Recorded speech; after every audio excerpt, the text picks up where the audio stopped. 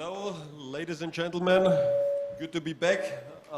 My pain is a little bit less, so I will not jump around on stage, but it's working. So please, I welcome our guests. We said we should really do it in the proper order like here. So the first one we have on stage is Mr. Wolfgang Scheibenflug from Vienna Airport. Mr. Franz Kastner from CBRE. Ich glaube nicht. Mr. Bernd Lieber from Sonnenkraft.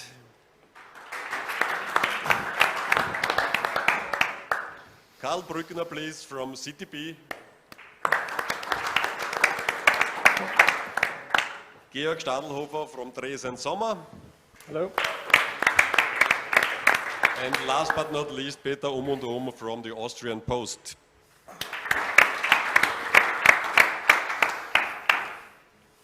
So, in our first panel session after the lunch break, we want to go into the topic of real estate and the importance of sustainability in logistics and light industrial real estates.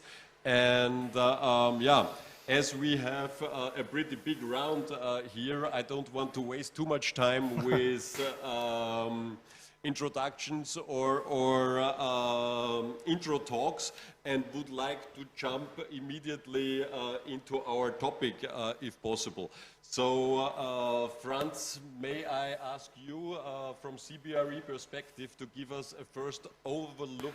What is the present market situation here in Austria? Maybe a little sidestep to the East European region.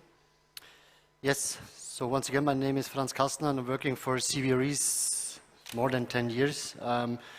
I take care about occupiers, developers and landlords in terms of real estate topics, and we have really great market data in terms of the logistics market in Austria. Focusing on the structure of the real estate or the logistics real estate market in Austria, we have to know that we count the stock for our hotspots, Vienna, Graz and Linz, the surroundings, with 5.6 million square meters of logistics space. And we counted and we separated in the class A, B and C, and we know that our stock, 50% of our stock is still outdated, and we have a huge redevelopment potential in the market. In addition, 65% of the 5.6 million is owner occupied, and this is the most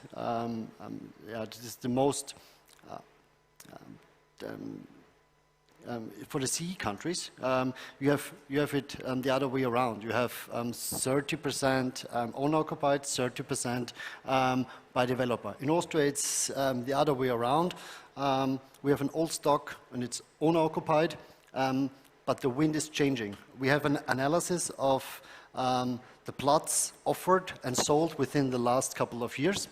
And out of our analysis, we see that 85% of the plots got sold to international developers, which makes a huge pressure on occupiers and developers on sustainable future logistics warehouses. Thank you very much, Franz, for this first overview about the market. You talked a lot about the importance of the developers. So, Charlie from CTP, if I may ask you the question, how big is the pressure for you as a big developer for logistics and light industrial real estates for sustainable buildings? Okay, thank you very much. First, my name is Charlie Brückner. I'm representing CTP Austria, and thanks for the invitation and congratulations to the really nice environment. Great thing to talk there.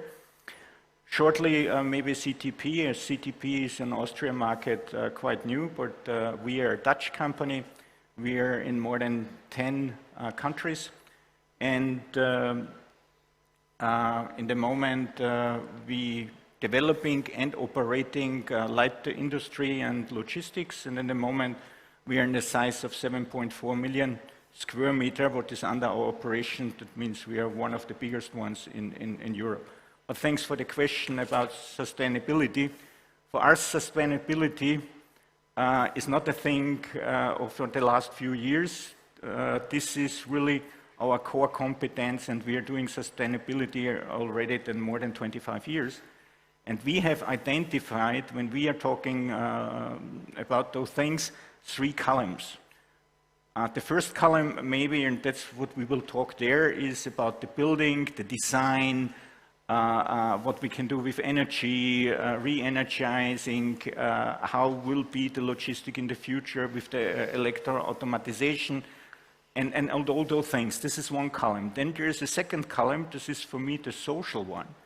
In the social one, all of us, we are in the game that we are fighting for the best workers. And for them, it's important how the building looks like, how the whole thing is, how he feels.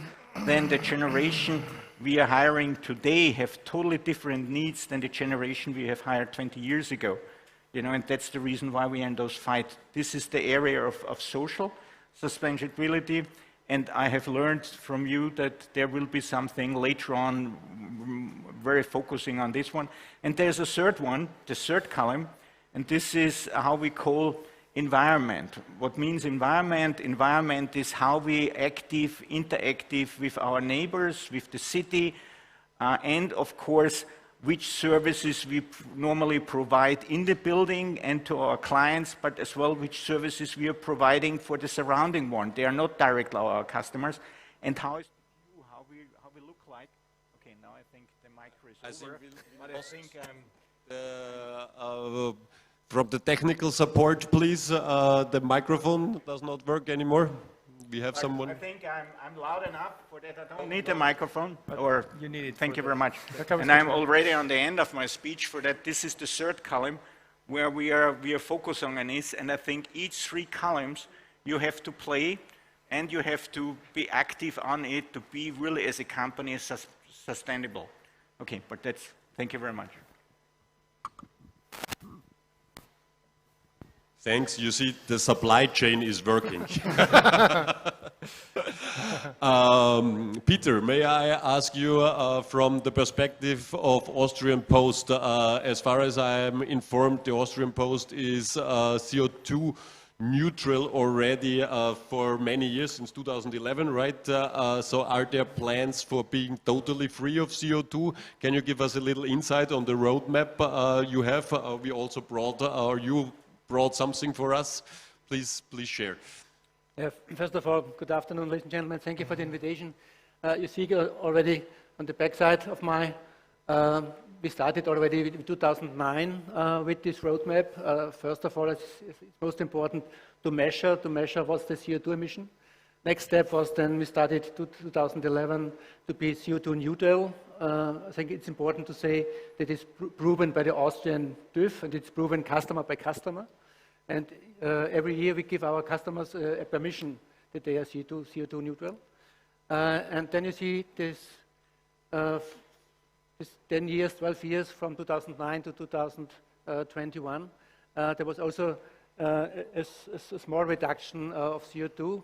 But on the other hand, for example, the parcel volume grew from starting with 50 million up to 180 million, so plus 71% of transport volume. And also it was possible to reduce it. How was it possible? First of all, reducing in the building area. And then we started also very early with e-vehicles, with the e-fleet. At the moment, we have around about 2,600 in place, so it's the biggest e-fleet in Austria. And to your question, when should we be CO2 free? The goal is until 2030 for the last mile, as you can see here. So the yellow part of this column went down, but there's still a big point is still in discussion. The question, how about the transport logistic with the larger line hauls, and for this we are working on hydrogen, liquid gas, but at the moment it's not sure what's next. For this we also need some support from the government for this first step, and hopefully that will come next. Very interesting. I think you are one of the front runners here in Austria, definitely. And as we are having the focus here on real estate, so what are your present actions, best practice examples when we look at your logistics buildings? Maybe you can go and put another slide, some pictures. The driver of our business at the moment is this growing parcel volume. So it's necessary to invest a lot. For the last 4 years, we invested around about €500 million, only within Austria. We are acting in 10 European countries, but only within Austria, it's €500 million. And main focus is to build the sorting centers on the left side. You see some new sorting centers in the south of Austria, in Graz, close to Graz, and in Alhaming.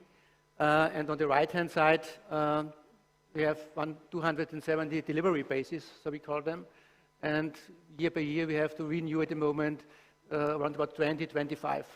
So there's a lot of construction going on at the moment.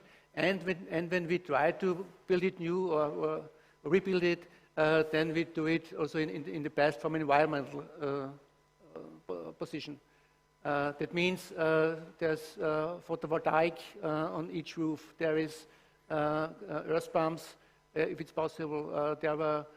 We prepare the e-vehicle fleet for the loading end. And that's more or less the goal, also to bring the building area and CO2 emission also down to the bottom at the end. Thank you very much. So a lot of initiatives from your side to be sustainable as Austrian Post. You mentioned photovoltaic, and our expert here, of course, is Bernd from Sonnenkraft. You have the Austrian production of photovoltaic systems in beautiful Carinthia. Can you give us a little insight? What are the latest trends in the industry? Certainly. Yeah, thank you very much also for the invitation here. Very warm good afternoon. I'm Bernd Lieber. I'm representing Sonnenkraft, the Kyoto group. So we are really making this photovoltaic modules. We are the last industrial producer of photovoltaic modules in Austria, unfortunately, but we are there, and we are growing this certain amount. Now we made a manufacturing twice the amount of last year. So we really want to make this happen, sustainability in the whole field of buildings anywhere. And everybody knows photovoltaic on the roofs, so it's the most important, yes. And everybody knows that it happens. But what we are going to look at and what's the future for us, it's one type, because on the roof you're in the price level. Yeah, you have to be the cheapest to be there, and that's not where we are best, because we are producing in Austria. But our small customers likes it that we produce it here, and we have great possibilities to build it. But our future, and this is what you're asking about, and for this I have 2 pictures with us, is to have photovoltaic elsewhere as we know it yet. Yeah, we have here a building, it's in Graz in Austria. It's the hall from AVL List. It's I would say mostly a known hall, and they made the whole facade with photovoltaic. And in this case, it's not so expensive because the architect started already to plan with our standard modules. So because of this, we can use standard modules, and we have a price range which is mostly in a range where we have a usual glass facade. So not compared to a usual facade, but to a glass facade, we are almost the same price, and we also get subsidies from the government. And this is where you can use your photovoltaic elsewhere. It's just only on the roof. And it's also for marketing incentives, it's really great, because you can show that you do something for the sustainability. And the second one, and I think this is a very important one for this plenum here, because we built, this is actually our production site in St. Veit-an-Aglan. We produce it in Carinthia. And you see in this big hall we have at the upper side, we built our new production. Yeah, as I said, we twice the production amount, and we built it over there, and we had there our logistic spare part, and we needed the space over there, so we needed some storage space, and we built there Austria's biggest flying roof with solar modules. Yeah, you can see it's 1,600 square meters, and this is an amount of 280 kilowatt peak what we produce there photovoltaic energy, and it's an amount of around 300,000 kilowatt hours per year what we can produce there. We use it as we produce it because we are manufacturing there not only the PV modules but also a certain amount of yeah, it's just a and this is also, at the last question, it's not also PV photovoltaic, which is sustainability important. Also, the solar thermal area is very important. Many people forgetting about this, but just use 10% of this area to make it with thermal collectors, and you can use it for the heat during the whole summer and also during the autumn and spring. Yeah, it's also what we are producing over there, and which is what I say, in my opinion, very important to have the great view of sustainability for the future. Thank you very much. Pretty interesting. And in this way, I think this was the first facade I saw that produces money also, right?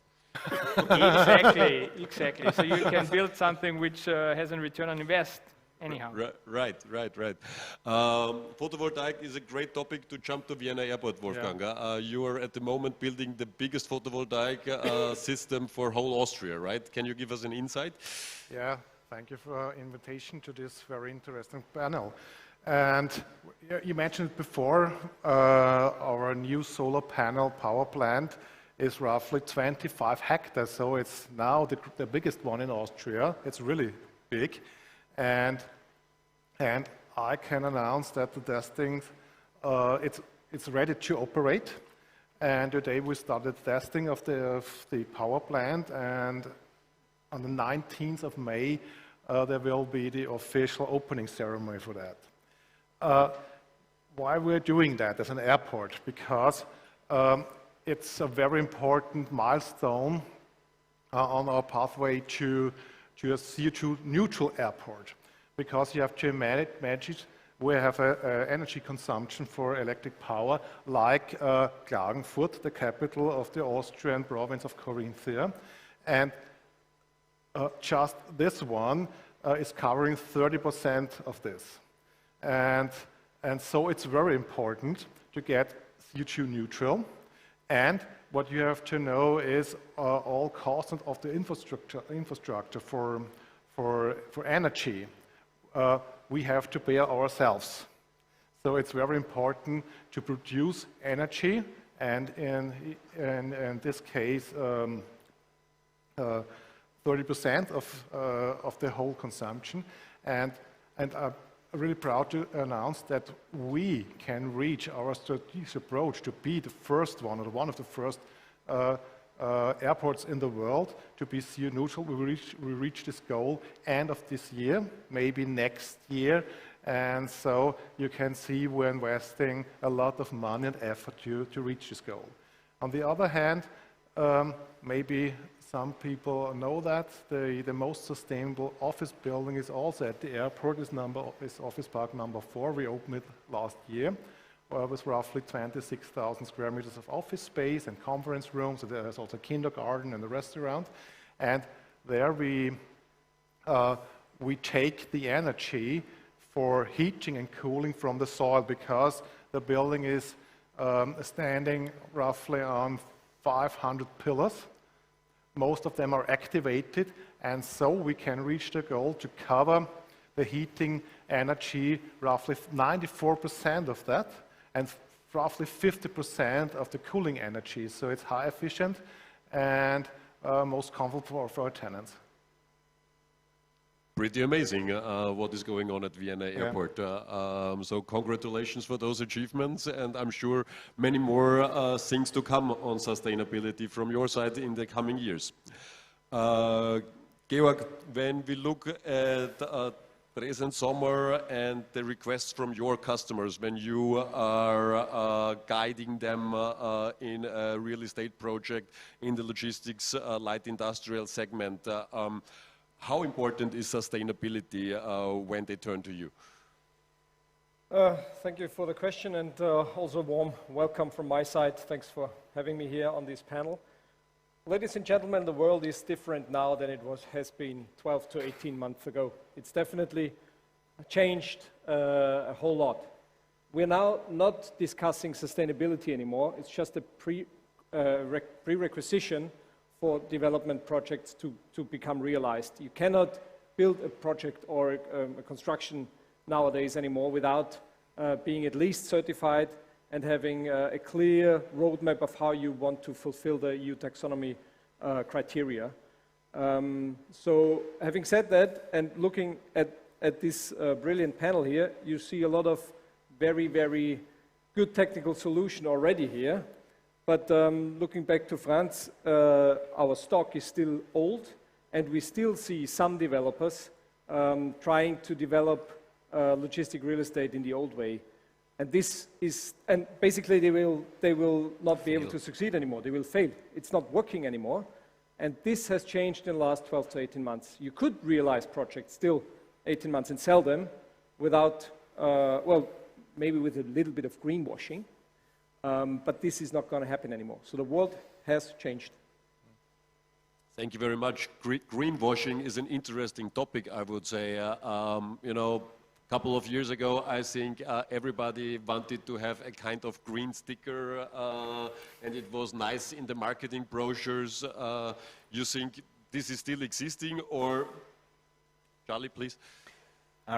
Thank you very much. Perfect speech, and I agree with everything what you said, 100%. And as well on the Vienna airport, this is really there in front, and a stone mark and light mark for all of us in the industry. Thank you very much for the question. I only can say, I think, as I said on the beginning in my entrance, we have these 3 columns, and we are talking about those things, not the last 12 months or the last 5 years. We're talking about those the last 25 years.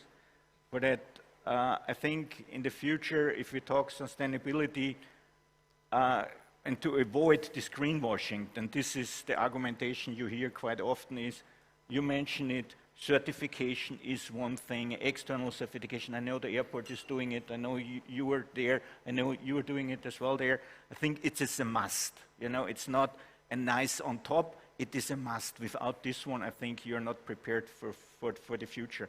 Not internal, really external. Yeah, BREEAM certification, for example, things like that. You were mentioned post 2011 CO2 neutral. I assume on the operation side.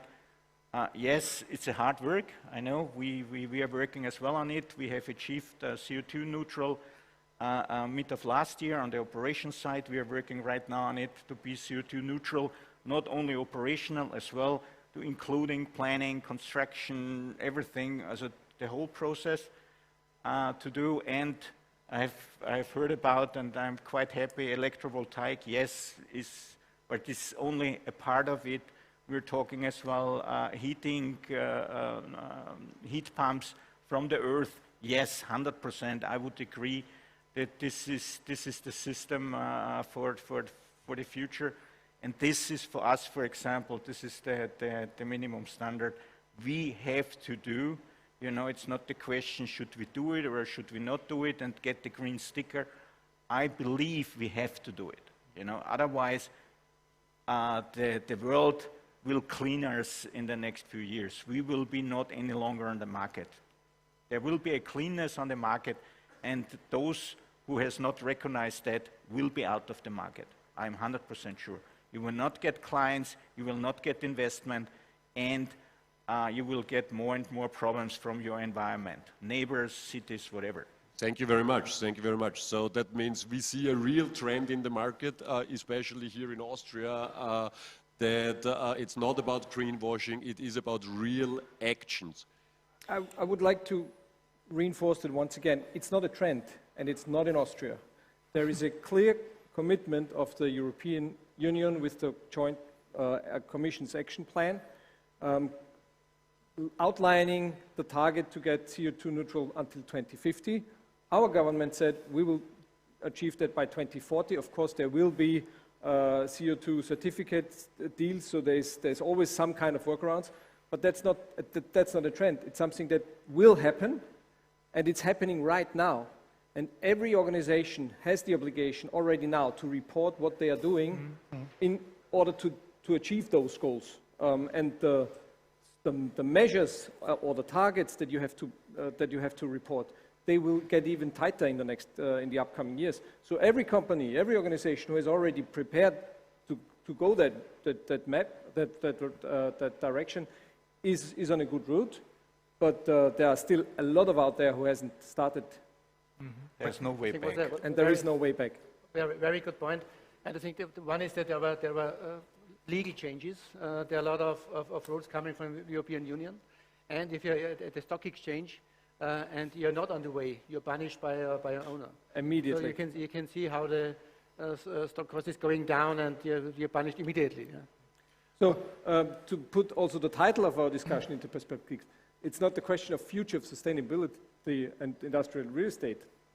There is no other way. So this is the future, and it's not actually the future, it's already here today. Maybe if you want to operate in 5 years, in 10 years, it's a must. Yes. Otherwise, as I said, you are out of the market. I'm happy to see. Wolfgang, you wanted to say something? I fully agree. And our experience, and I think we have done a lot in the last years, it's not rocket science. All these technologies you mentioned before, we know solar panels for decades. Yes. Oh, we know how a heating pump is working for decades. So stop talking, start acting, and that's we have to do. And I think it's our duty to do that. For me, the super interesting thing, and this leads to all our statements within this great panel. We have a real estate conference next week. It's an internal one, CBRE. It's called the Power of Three, and we can see that the mindset set also through the taxonomy is that all the three players on the market in terms of real estate, it is the investor. So investors are totally mindseted, buying sustainable products, but it's also the developer, and of course it must be also the occupier. And if all the three parameters are playing together, we have a roundup for a sustainable future. And we have, Charlie, one project together, if you can remember. Of course you will, you can. This is a Japanese automotive manufacturer. And he was pushing us as an advisor, us as a developer, for sustainability, for carbon neutral and CO2. And this was really a great sign that the occupier comes to us and say, look, let's do it together. We have the plan. They gave us a list of something about 100 things to check. And I think CTP got all in a way. Almost all, with the exception of 2 points we have in our standard, and these 2 additional points we have agreed now, and we will do the investment, but 89 points of these 4 pages we had already in our standard, and that was the reason why they have decided to go with us. And it's a big one. It's really a big one of the Japanese one, but that what I mentioned, it's not, and you are saying it's not a question, it is a must. The client asked already for it. Yeah, and it's a clear competitive advantage, right? And this is what I would say. As you mentioned it, everything's, all the systems are already working for decades, as you say. What I think is the next step to get things done, like in Japan, they already did it. You have to have the next step and see it in a bigger view, not see it just heat pump or just PV or just solar. See it as a big view. Get all together. Electricity is our main energy in the future. It will be, as I see. And also for hydrogen, you need electricity to get it. And so you have to combine all together. As I said, just an example, when I'm driving electric vehicle, and when I go to the hotel, most of the hotels already have the possibility to get the electricity there. I plug in, and my car is full 3 hours later. It doesn't matter for me. I need it in the morning. So it's just a matter how you really get the electricity in the car through the whole night, because when you at 7 o'clock there are coming 3 cars, everybody loads at the same time, so you have a problem with the whole system. So just combine it, see it as a big picture and put it done, and this is what Japan already is doing, what I would say. And this is what we have to get in the field completely. I mean, e-mobility, I would say, is a little side topic to our panel, but it is a pretty important one. We just heard that the Austrian Post has over 2,600 or e-vehicles already. If I'm correct, Vienna Airport has many also, a few hundred, right? Of cars or vehicles? E-cars. Yeah, we have a lot, and it's a growing number. It's not ourselves fleet. It's also we have roughly 250 companies directly on site, and there's a very, very high demand for e-cars and to charge it, and we have our e-car strategy, and we have seen that it's not so easy to do that, because the airport itself, we can offer more than 22,000 of parking slots, yeah, for the passengers, for the clients of the airport city, for guests and things so on. And it's not possible to get a charging station to each parking slot. We think it's the better way to have a central charging station for rapid charging, to get maybe electric power in behalf 5 to 10 minutes for 100 or 250 kilometers. And this is the way, because it's not affordable. Nobody can pay the infrastructure for that. And we have various clients, and the behaving of charging is very different. And so we will open our charging station in September. It's very central in the airport city, so it's also used for the passenger. We are also for the clients and the tenants.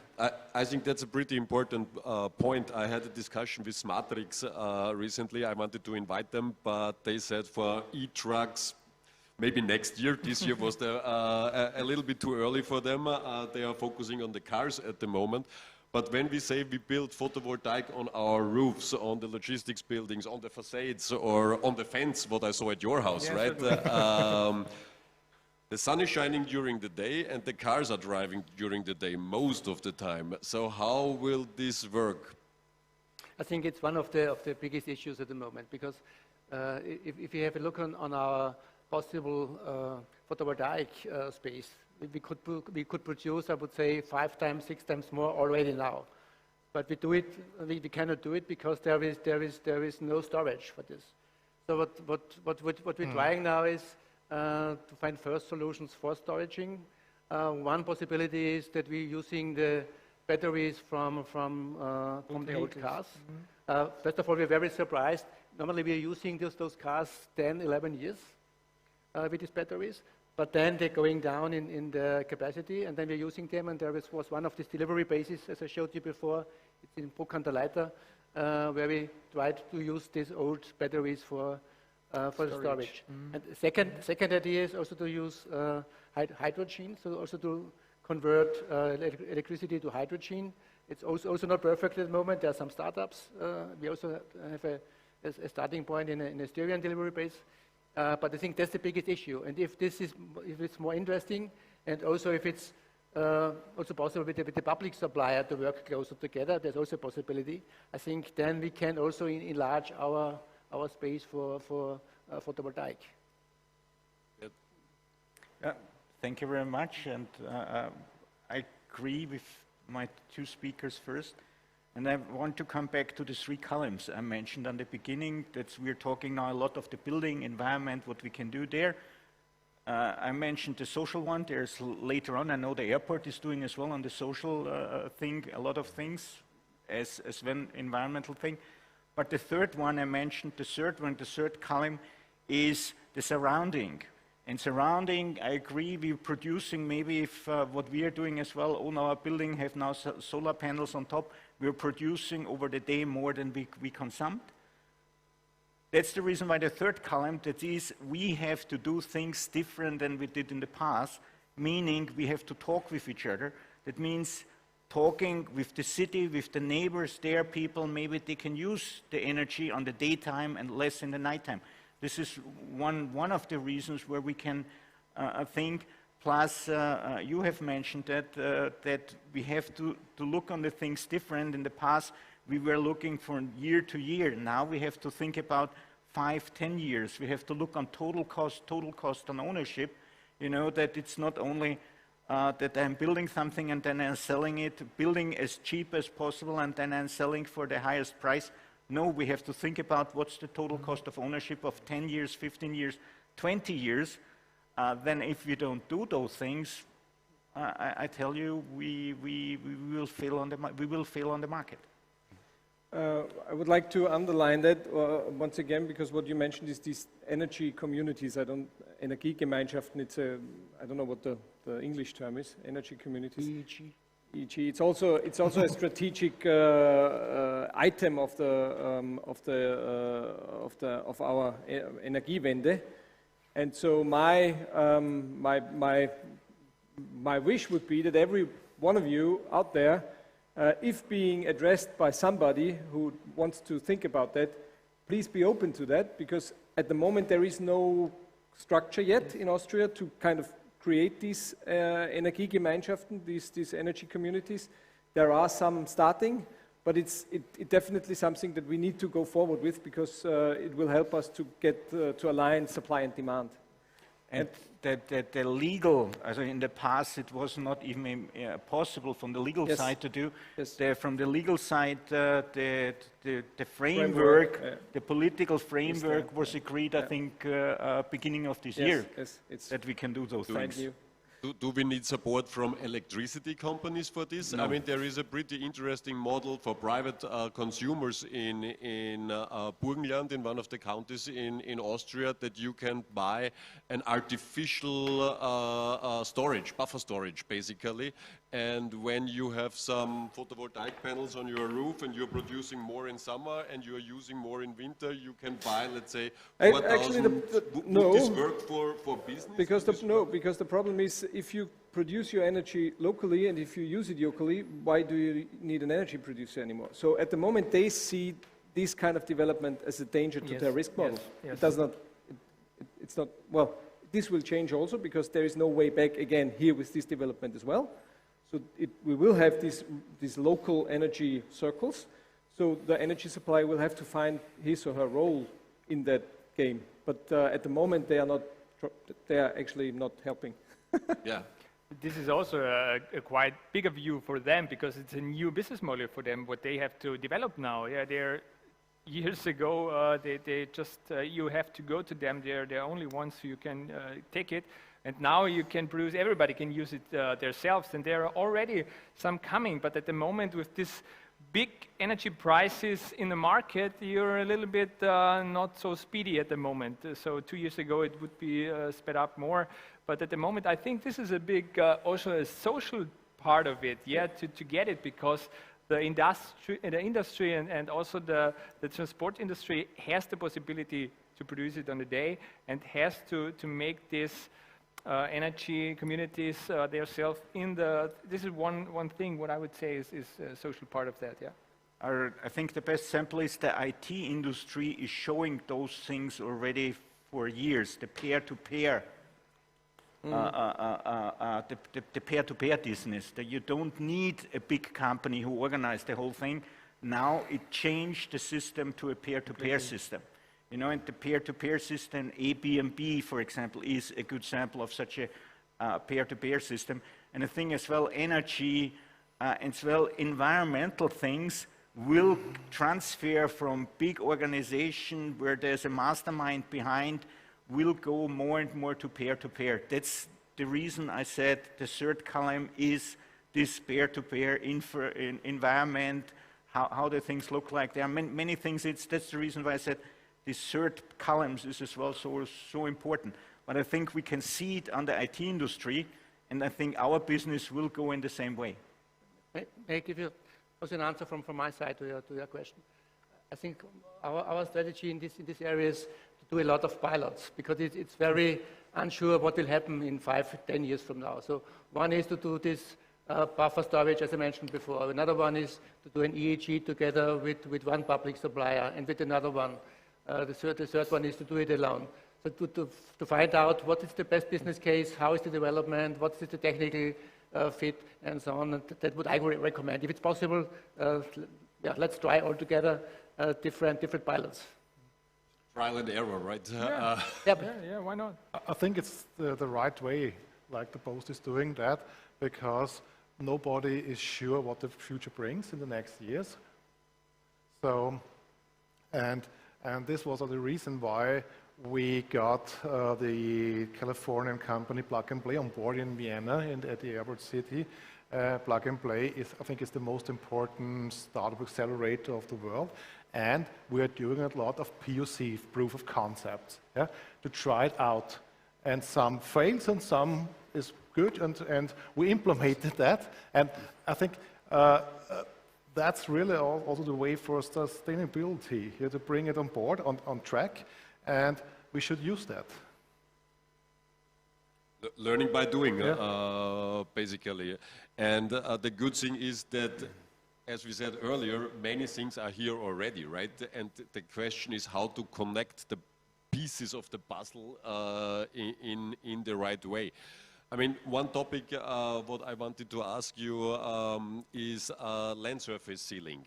You know, we have a big topic, you know, there is such a big boom in logistics business, in the need of new warehouses, but on the other hand, we have, when we talk about sustainability and about environmental protection, land surface sealing is a big topic, right? It is definitely a big topic, and we think that it's not possible to grow without land sealing, but definitely we have to reduce it. I think we have, I checked the numbers yesterday, I think we have 11.5 hectares per day these days, and we should reduce it to 2.5 hectares, which is, from my perspective, challenging. But we have different parameters and activities where we can stop it and reduce it, and one of them is brownfield developments. Really love doing brownfield developments, redevelopments with my clients, because we have several advantages when we talk about brownfields. We have historically really good locations.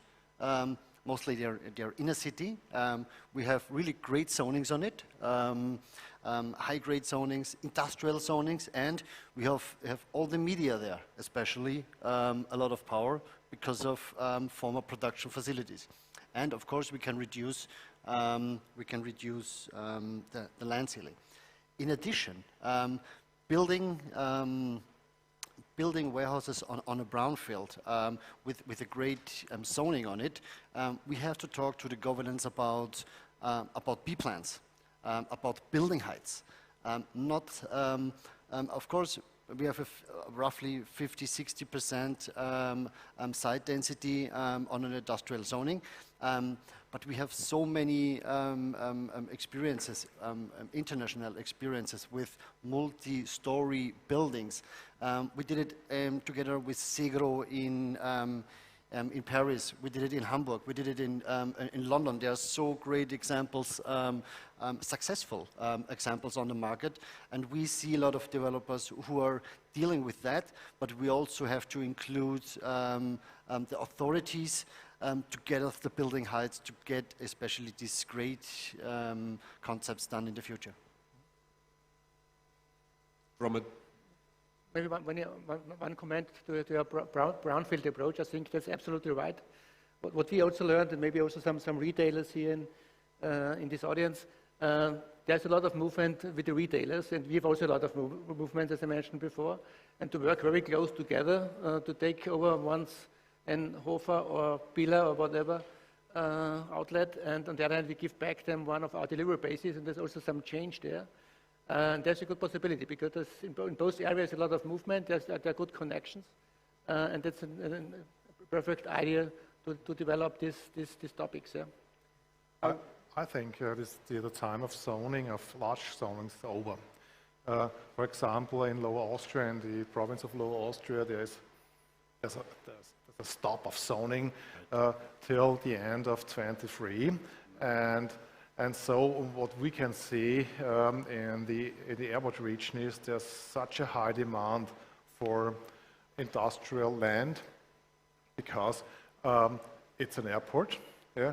On the other hand, we are very near to Vienna, 2 million people city, just 45 minutes to Bratislava, the capital of Slovakia. So I think it's very, and we have motorway A4 and things like that. So it's very attractive to be here. But what I think, of course, brownfields can be challenging. Yeah? We know that, but we can handle that. And sometimes are dumps, and sometimes maybe other things, disgusting things. Yeah, but we have to handle it because the brownfields. I think it's the last, or it's the land we should use, right, and not waste. And the most famous. Sorry, go ahead. There's one really pressing argument also for the must to do brownfield development. It's relatively easy. Around 30% of our CO2 emissions come from the building sector. And that means not directly being produced in buildings, but being used in buildings. So that is the 30%. At the moment, there's about 1% of the building stock being newly built per year. So it will need 100 years to rebuild our whole building stock, and I'm not talking about the Wiener Stephansdom, of course, because I guess this will not be rebuilt. But 100 years is not the time that we have. We have only 20 to 30 years, so we need to actually triple the amount of renovations and of brownfield developments in order to reach our goals that we have. So there will be massive inflow of money also in brownfield developments, and there will be new technical solutions to that. There will be new ways of actually getting the zonings in the way that is economically feasible. So definitely, brownfield development is one of the keys to achieve our goals here. Yeah. Brownfield development, I think if you look on the Austrian market in the past, the Austrian market was very defragmented. You know, that's the reason why we are using so much greenfield for industry. The reason was always in the past that's everybody wants his 5,000 to 10,000 square meter. Everyone wants to build his building there. This is what we call today brownfield, and that was mentioned there. The topic or the interesting thing is now not only the renovation, the topic is as well how I can make the whole thing more compact. You know, that I get more square meter compared to that what is now existing there. And there is from my side and from my view in the moment, there the industry can do a lot. Yes, I would agree on that, but the political frame conditions are right now not there. The reason is as long as it is extremely profitable, even this old building, not very economically, whatever, 25 years old, and I can still rent it for 3-4 euro, you know, I get so much profit on it that it makes no sense, you know, that I clean the whole thing and I make a bigger building there and have them instead of 1,000 square meters, 3,000 square meters, then this is the factor what we are talking, 3-to-1. If you're talking brownfield, compared to that what is existing now and that what could be built on it, we are talking 3-to-1.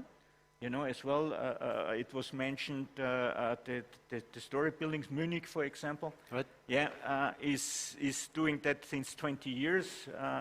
We are quite close connected, and you were invited as well. They are doing that since more than 20 years. The bakery is in the third store, and the electric company is in the second store, and the car repairman is in the first store. This is for us in the moment how that works and things like that. In Munich, it works since more than 20 years. And I think there is, from the political side as well, certain steps necessary that makes it really attractive to work on brownfield. And I think this is a little bit missing in the moment. Yeah. Thank you very much. I think the provocant question is, in that matter is, how sustainable is it that many of the occupiers are building their own warehouse, their own company building. But I think this is too provocant. Maybe one last sentence to brownfield developments. Some of the most famous logistics buildings within Vienna were built on former brownfields. So it's the Austrian Post Brunnerstraße, developed by Segro. It's now Novin, and we have also, I can't say the name, but it's a big online retailer from Seattle. They did one in Perfekterstraße and one in Schermerstraße. It's all brownfield developments. And last but not least, Charlie, Bruck an der Leiter, as well, former brownfield. Yes. Thank you very much. You know, time is running, so one last question from my side. In real estate business, in the past, it was always said there are three important things: location, location, location. Is this, in regards of logistics, buildings, still valid, or is it meanwhile much more from your point of view? I think there is a fourth one, location.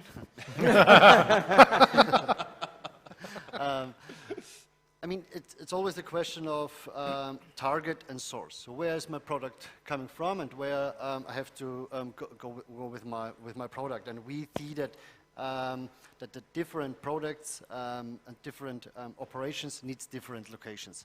And what we see, and also with all the developers who are coming to Austria, that B or B minus locations are getting more and more interesting. So you have much more Auswahl on projects these days. So it's all about the margin of my product, and if I have a small margin, and it's not that important how many traffic movements I have, I can also a little bit go remote, and the big challenges like, I don't know, pharmacy, for example, they have to be really, really close on the customer in the city, especially at the e-commerce business. I would say yes and no. The yes is clear. Location is everything. If you have the right plot at the right place, that's what you need. But there's also a clear no to that, because exactly, especially last mile logistics is changing. We don't know in what way we are going to deliver to the end customer. Will it be maybe by bicycles? Will it be by drones? Will it be any other kind of delivery method? And of course, this then also comes back to what kind of space, what areas do I need? How maybe do I use underground pipes to deliver goods and products into the city? And if you have these kind of new ideas, then of course you need other places, and then the location that you had is maybe not optimal anymore. Our interesting question from your side. My answer would be a little bit different. I still agree, location, location, location, 100%, but there's a small but behind. If you don't do it sustainable, even the location doesn't help you. Yes, that's right. I think that's a pretty nice statement, almost final statement, right? We have one question from the audience. If hydrogen is not much more relevant topic in the near future, I mean, okay, we are talking here about transport, or the question is more related to transport than to real estate. We have tomorrow morning at 9 o'clock Fit for 55, another Green Deal topic where we will go more into transportation. But is there experience with hydrogen here on the panel? Yeah, please. Okay. So let's start. Yeah, I can tell you we're working on a hydrogen station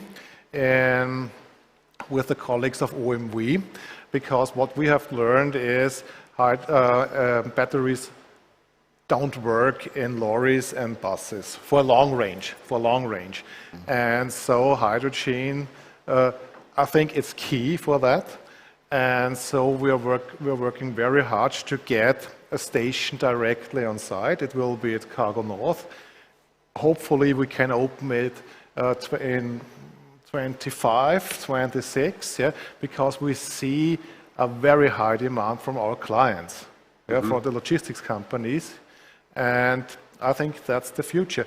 Because on the other hand, you can run a lorry with hydrogen or with e-fuels, but e-fuels just CO2 neutral, because you have the CO2 in a circle, yeah? And hydrogen, I learned, yeah, it's just water getting out of the car. And I think it's the better opportunity. Thank you very much. Peter, you want to add? Yeah, I fully agree, first of all, and I think for a short-term perspective, there is a kind of a chicken-egg problem, because you need the drugs, hydrogen drugs, you need the green hydrogen, and you need the stations for this. And so we have to see the whole process, and for this process I think we need public support, because the costs at the moment are much higher. It worked for electricity, we saw it with the e-fleet, and more or less the same approach should also be for hydrogen, so to build up a network for all over Austria. I think that would be the next step, and I think it's realistic to start with this next year already. There are some trucks already on the street in Switzerland, not in Austria, and if we work close together with you, with other partners, I think it's possible, but we need some push also from the public. And if I'm not mistaken, on the next panel we have Jürgen Bauer from Gebrüder Weiss, and I think they are testing also some hydrogen trucks. Maybe he can give some answers on this one. Any further questions, ladies and gentlemen? Now you have the chance to ask here our top speakers on real estate, on hydrogen, on e-mobility, on whatever is in your mind. I'm not sure if they will answer everything, but you can ask everything. All right, then thanks a lot. Was great having you here on board, having you here on stage. Thanks from my side, thanks from WOF Group for supporting us on our first event here in Vienna. Thank you very much. Thank you.